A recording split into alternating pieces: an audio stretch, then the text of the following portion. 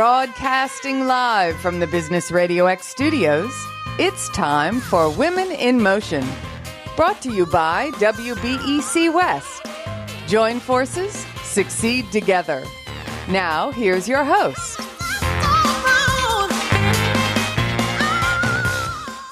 Lee Kantor here, another episode of Women in Motion, and this is going to be a good one.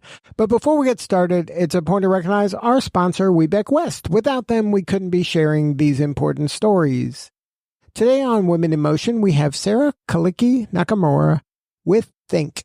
Welcome. Well, good morning. I am so excited to learn what you're up to. Tell us about Think. So Think is a learning and development company where we really help leaders and teams to reach their full potential and help people get along at work. We do it through executive coaching, team building, as well as leadership training. So what's your backstory? How'd you get involved in this line of work? Well, like every story, it starts, the seed is planted kind of way before the business even flourishes.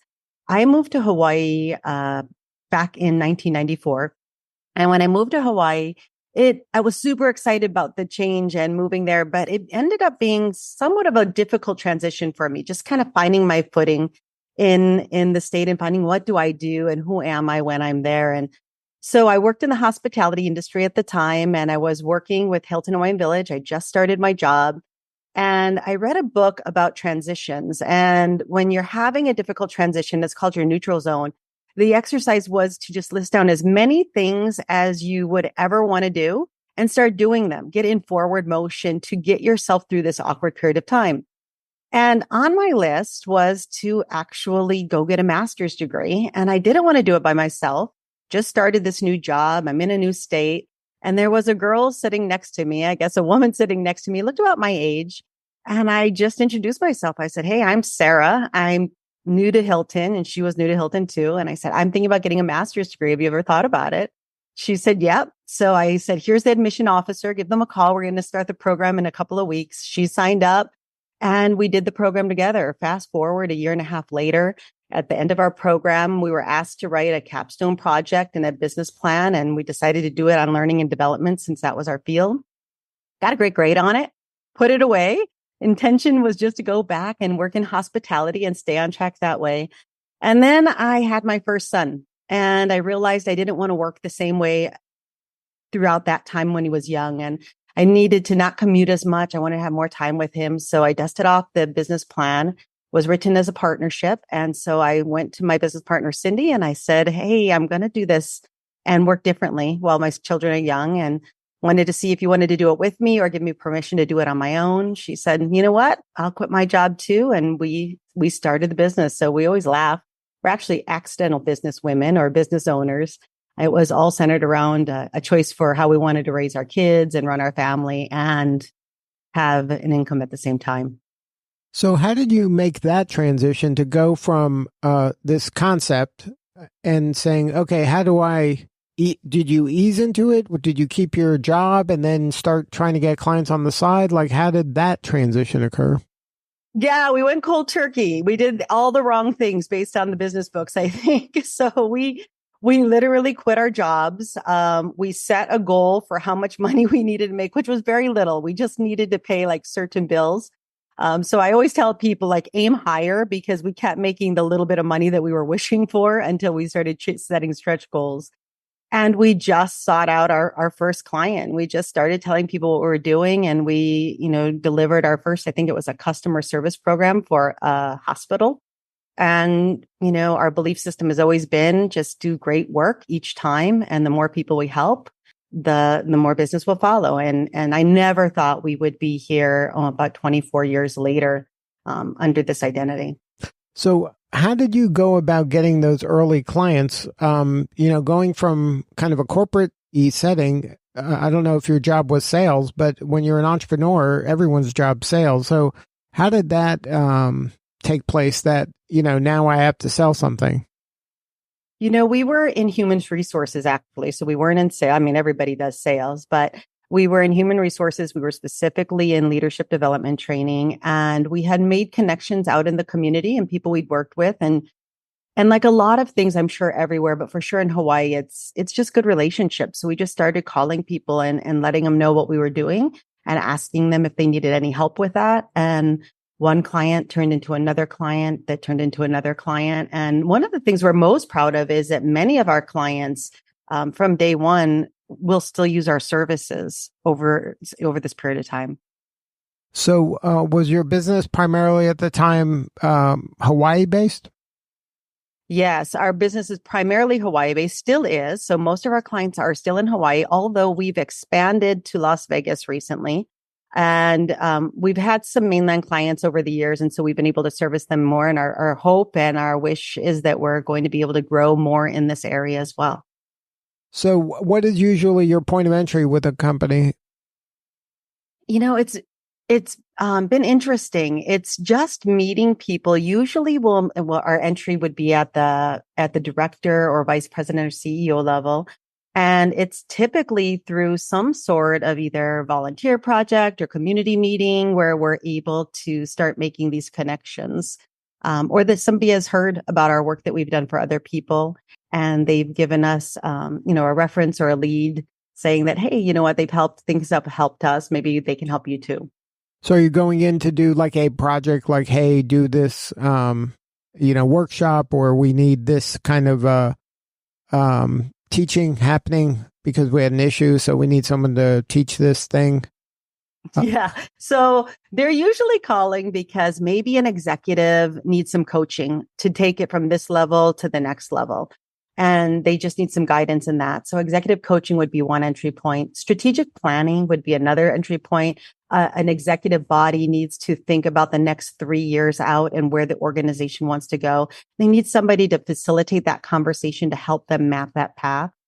In our construction and military environment, we do a lot of partnering meetings. So when the military and a construction group get together, before they kick off a project, they need to form a partnering meeting where they learn how to work together. They learn about each other's strengths, weaknesses, build some trusting relationships so that they can have a successful project.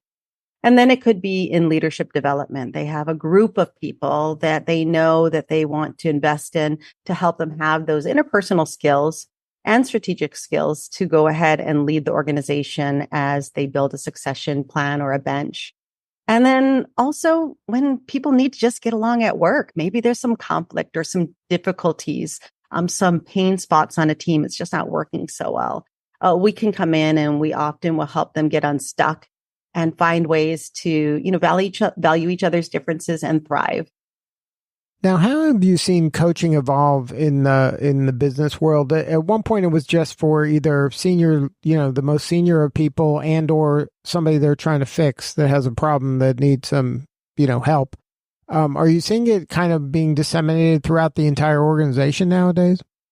Oh, it's everywhere. It's such a funny thing. When we started over 20 years ago, it was kind of unheard of. Maybe the highest level executive had it. And you're right. Maybe somebody needed to fix something, or maybe oftentimes, once you get to that CEO level, you just need somebody to bounce ideas off of, because really it is lonely at the top, right? You don't have a lot of peers you can talk about what you're thinking about, strategy for your company, and then you can't talk to your direct report. So it was a very unique, small niche kind of business. Nowadays, everybody's involved in it. So we do some long-term leadership training programs, and embedded in that, by long-term, I mean, we work with companies for 3 to 12 months where a cohort of people go together to experience leadership lessons and to develop their skills at a certain level so that they can help propel the organization. Built into those programs now is supportive coaching after each session for every person. And this would go from a senior level person all the way down to a high performer or high potential performer. So we're seeing it go all the way through the organization, from highest level to maybe C-suite to directors, managers, all the way to supervisors, and somebody maybe in the succession planning pipeline that they're trying to grow to get to the next level. Are you also seeing it as kind of things that must be there to attract younger talent, like that the younger talent wants to see some sort of coaching or some sort of training that's going to help upskill them, so they're going to get that out of the experience? Yeah, I would say with the younger talent, where we're seeing it be a talent attractor or a magnet of sorts, a recruiting tool, is when they have set programs in place and clear learning steps. So if an organization in their organizational development plan, they can show somebody when you enter here, here's the pathway to learning all the way through your career, as well as here's some potential succession steps that you can take. So that's really valuable to them when it's already embedded. And I'd also say that our younger or newer in their career steps are also looking for mentoring, not just coaching. And I would say the difference would be is coaching is they're working on something that they personally want to develop and is very specific, and we're going to grow that skill set. Mentoring is, that trusted person that they can go for advice inside and outside of the organization. It may not be specifically to develop a skill set, but to just develop that relationship and just that tacit knowledge, that knowledge that can only happen by working with somebody who's been through something. What are some symptoms that an organization is going through that they may not connect the dots where, hey, maybe we should bring somebody on to help us in this area when it comes to coaching or leadership development? Oh, that's a great one. Well, high turnover is an obvious one, right? If you have high turnover, we have to drill down to the root cause of that. And the root cause could be maybe the supervisor is not fully developed. Maybe the manager is not clarifying what the job is well. Maybe when they're onboarding, there's not a system and set to train somebody and build their confidence and competence really directly. So that would be a reason that you would want to call us. You might also be having a team that's working together and they're just not reaching their full potential. It's a little sticky. There's a bit of infighting. There's people competing for individual success, not collective success. And there's just not that openness and transparency of sharing information. And those team issues, we put people together and we just assume everything's going to work perfectly. But there's actually systems that need to be put in place, both interpersonal and structural systems that we need to do when we assemble any team. And then maybe you're also finding out that you're not able to attract that top talent, or when it's time to promote people, you realize you don't have anybody internally to promote, which is a misstep, right? If somebody is hired by us, our belief system is they should actually be prepared to grow their career with us. And if we're not developing them for the next level, then maybe we didn't do our job well. And you might want to call in somebody like us to make sure that you have those growth opportunities and people are growing in your organization, not just staying stagnant. Now, have you ever worked with a high-level executive and that person didn't notice that there was friction or silos and there were, problem people in the organization because to them, everything seemed fine and the reports they're getting, everything seemed fine, but you dig a layer or two deep and you're like, dude, there's some problems here. Like things are on fire. Yeah, of course, right? That happens frequently because there's a certain level where you may not be completely in touch, or the people who are reporting to you, perceive everything as going well. But if you dig down deeper and you look at certain things happening, you can get a sense that we need to figure out more here. So you may have a sense that your engagement scores are down. That's a symptom that you may have some troublesome leadership inside the organization. Maybe even your customer service scores are down, and they'll call us and say, we have to do customer service training. You're like, well, what do you want to talk about? They say, well, our customers are saying that people don't smile. They don't have a nice tone of voice. They're not saying hello right away. And our question would be do you think your people really don't know how to smile? Don't really know how to use the right tone of voice? It's possible. Or is it that they're not wanting to do that? It doesn't feel good. They don't feel good being here. And therefore they're not feeling in a way that they can communicate that to others. And oftentimes that's the case. And so that would be a case where we'd say, we got to dig into this, right? We have to figure out exactly what's going on to create that culture. Gossiping is another symptom that we can hear if there's certain gossiping, or if people won't just speak up in a meeting when meetings are quiet and silent. Sometimes leaders view that as being agreeable to whatever they're saying, but oftentimes that's just people being fearful or not willing to say what's on their mind because the trust level is low. And then we have to put in some systems to make sure that we can open that up in the environment. How important are kind of regular assessments when it comes to engagement and things that you mentioned? Well, we're a big believer in self-assessments and 360 assessments, where we love data and a different way of asking questions so that we can get actually tangible information of what to start working on. So we really love the Everything DISC workplace profile to help people understand what their preferences and tendencies are for communicating with others and how others want to communicate to them, and just build that environment of understanding that we all bring strengths to the team and how do we best use them. We also love the 5 behaviors product for team development so they can take time to assess where are they at in trust. Are they engaging in conflict productively? Are they committing to ideas and moving forward? How well are they holding each other accountable? And are they pursuing collective or individual results? And we also believe in the PXT Checkpoint 360. That's a 360 assessment where people can actually go out and ask people for feedback about their leadership and give them tangible skills that they need to work on so they can be even a more effective leader. And when things are down rooted in data, and there's other profiles and assessments we like, but that rooting in data allows us to disconnect from our feelings and really look at what is, and take that time to kind of look at ourselves through a different lens and really reflect on how is this working for us? And then from there, the strategies begin. So what's kind of the rhythm of those types of assessments? Is because so many organizations, and sometimes when you have dysfunctional organizations that have trust issues, the people see this coming and they're like, oh, here we go. We're going to do this thing. We do it one time. And then, I'm a yellow and you're a blue. And then it sits on the shelf. And then, we don't talk about it anymore. Yeah. The problem is we don't talk about it anymore. That's the problem part of it. Because, that self-assessment part, that's always valuable. And as you look at it, I'm going to break this down in a couple ways. So let's take the yellow, blue, and the color. I'm going to reflect on myself. I think that's where organizations make the mistake. They share the content like, hey, look about this key information. Isn't it cool? And it is cool to look at yourself through another lens. And then we end and we just have a label, but we don't have so what? Like, so what do I do with this now? And I think we're super committed to the so what part of it is, now that you know this information, so what can you do with it? How can you apply it to make your life easier and other people more comfortable working with you? And that practice component and embedding it into operations. So one of the things we do before we work with a company is first make sure they're really ready for the long-term development of it, right? Not just only short-term impact. While that has its place when they're looking for culture change, we have to really make sure that they're going to be in it for the long haul.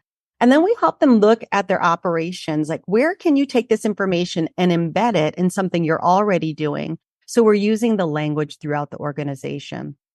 Now, on the other side, you said you were talking about the trust, like the team trust, or if trust is low, and then it's the, oh no, we're going to do this survey. Is anybody going to really listen or do anything with it?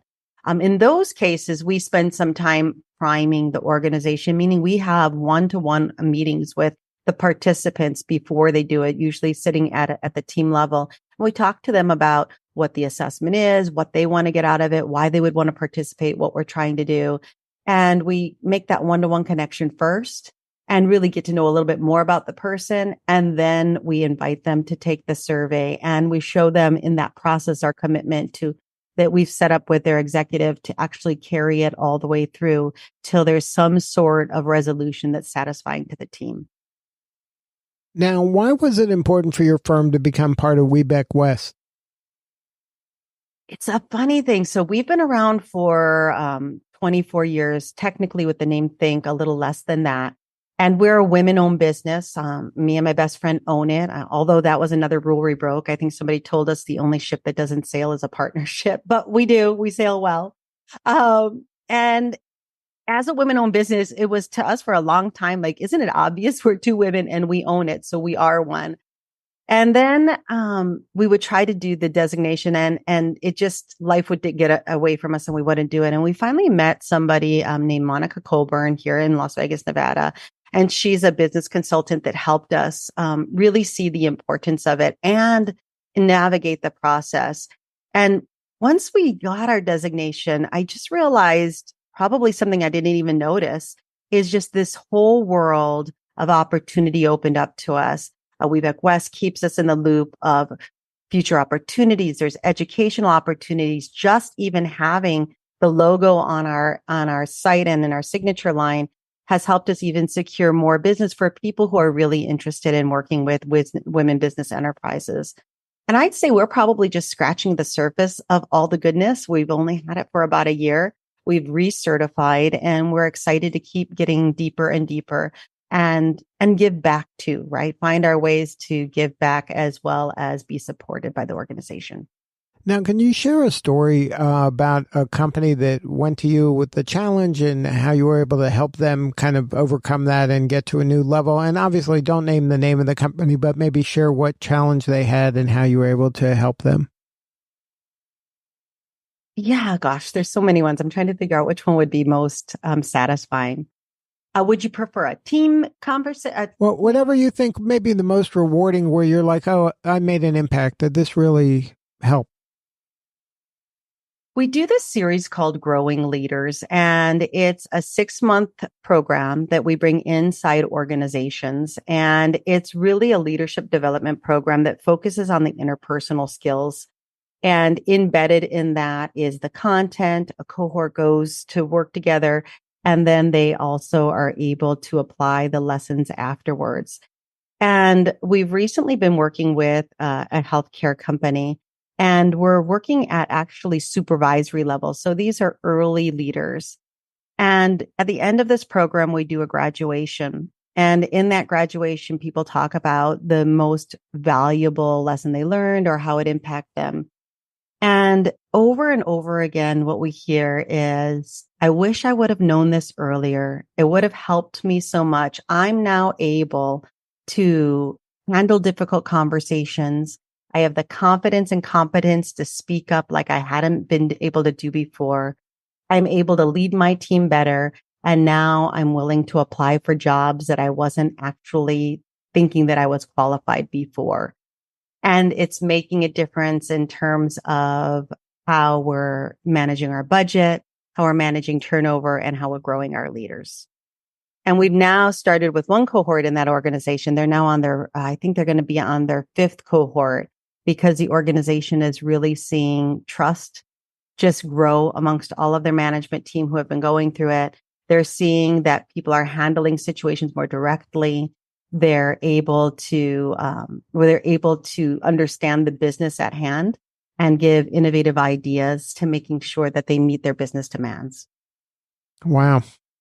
So what do you need more of? How can we help you? Oh, gosh. We need people who would love our help. So if there's organizations out there who have a team that they feel they're just not working to their fullest potential and they just need a little help, we'd love a call to see if we can help out with that. You have a leadership group. You just know that you want to put in a leadership program and you want to support your future and current leaders by giving them common language and easy to apply strategies that will make a difference in their business and in the world that they live in. We'd love to be able to do that. And then if there's somebody out there who just needs some one-on-one support, maybe there's a business need that they have that they would like to just get a little bit better at in terms of a skill set, we'd love to be able to help them with that too. Now, do you specialize in certain industries, or are you industry agnostic? We are industry agnostic. Our philosophy is, if you have people, we're a good fit for your industry. But the perfect client for us is somebody who really believes in personal development and growth, and that it really makes a difference. Good stuff. Well, Sarah, congratulations on all the growth and all the success. And thank you so much for sharing your story today. You're doing such important work, and we appreciate you. Thank you very much, Lee. All right. This is Lee Kantor. We'll see you all next time on Women in Motion.